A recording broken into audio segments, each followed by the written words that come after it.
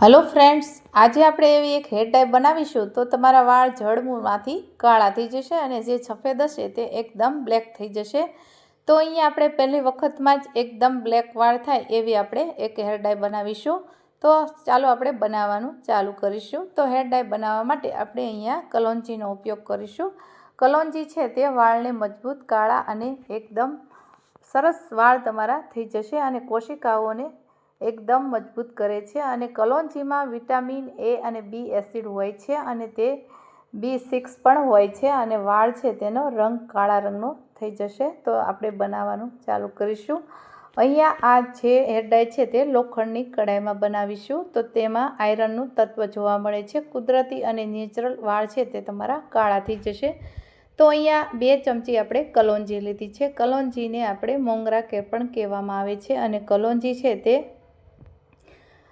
કલોંજીમાં vitamin હોય છે અને તેલનું પ્રમાણ ખૂબ જ પ્રમાણમાં જોવા મળે છે। તો ઓટોમેટિક તમારા વાળ છે તે પહેલી વખતમાં જ એકદમ કાળા વાળ લાંબા અને મજબૂત પણ થશે અને કોશિકાઓ મજબૂત નબળી પડી ગઈ છે તે પણ મજબૂત થઈ જશે। અને અહીંયા ગેસની આંચ આપણે એકદમ સ્લો રાખીશું અને સ્લો ગેસમાં જ આપણે અહીંયા કલોંજીને આ રીતે આપણે રોસ્ટ કરવાની છે। તો તમે આ રીતે ધીમે ધીમે 5 થી 7 મિનિટ જેવો ટાઈમ લાગશે। તો અહીંયા આપણે એક વસ્તુ એડ કરીશું।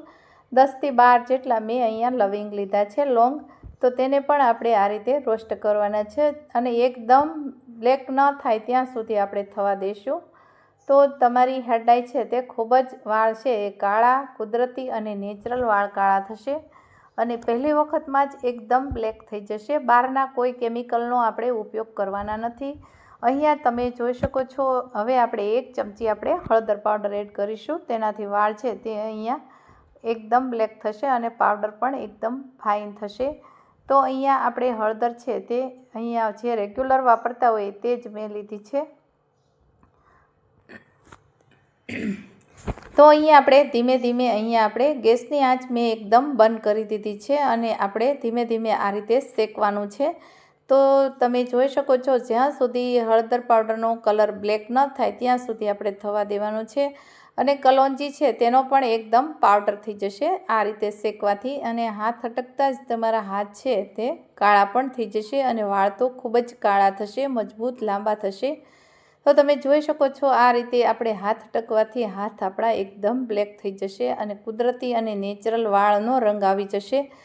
આપણે આ ડાઈ છે તે એકવાર લગાવવાથી વાળ તમારા કાળા તો થશે પણ લાંબા અંદર સુધી મૂળ સુધી પણ કાળા થઈ જશે અને સફેદ થતા હશે તે અટકી જશે। હવે અહીંયા આપણે આ હેર ડાઈનો ઉપયોગ આપણે મિક્સર જારમાં એડ કરીશું। તેનાથી આપણે એકદમ ઝીણો એવો પાવડર કરવાનો છે અને થોડીક વાર આપણે એને ઠંડુ થવા દઈશું।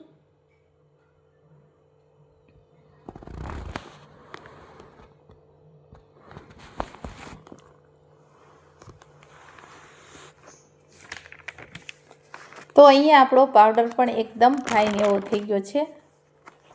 તો તમે જોઈ શકો છો આ રીતે એકદમ આપણા હાથ પણ અડકવાથી આપણા હાથ છે તે બ્લેક થઈ જશે।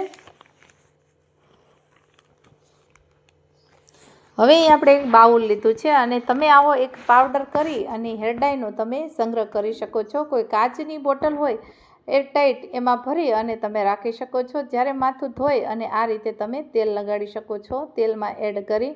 અહીંયા મેં કોઈ પણ વસ્તુનો એડ કરી નથી। તો તમે જોઈ શકો છો નેચરલ વાળ તમારા કાળા થઈ જશે। હાથ ધોવાથી પણ આપણી હેર ડાઈ છે તે આ રીતની છે। તમે એમાં જે કલોંજી હોય છે તેમાં તેલનું પ્રમાણ જોવા મળે છે એટલે વાળ તમારા કાળા કુદરતી થશે। આ રીતે હાથ ધોવાથી પણ તમારી મહેંદી જતી નથી। અહીંયા આપણે રેગ્યુલર તેલ વાપરતા હોઈએ કોકોનટ એ પણ તમે લઈ શકો છો પણ મેં અહીંયા સરસવનું તેલ લીધું છે। જો તમારી પાસે સરસવનું તેલ ન હોય તો તમે કોકોનટ હેર ઓઇલ છે તે પણ તમે એડ કરી શકો છો। અને અહીંયા આપણે એલોવેરા જેલ લીધી છે। એલોવેરા જેલ છે તે વાળને ખૂબ જ જડમૂળમાંથી મજબૂત કરે છે અને પોષણ તત્વ આપે છે અને વાળ છે તે તમારા એકદમ સ્મૂથ અને સિલ્કી બનાવે છે અને બ્લડ સર્ક્યુલેશનને બહેતર કામ કરે છે અને વાળને મજબૂત બનાવે છે।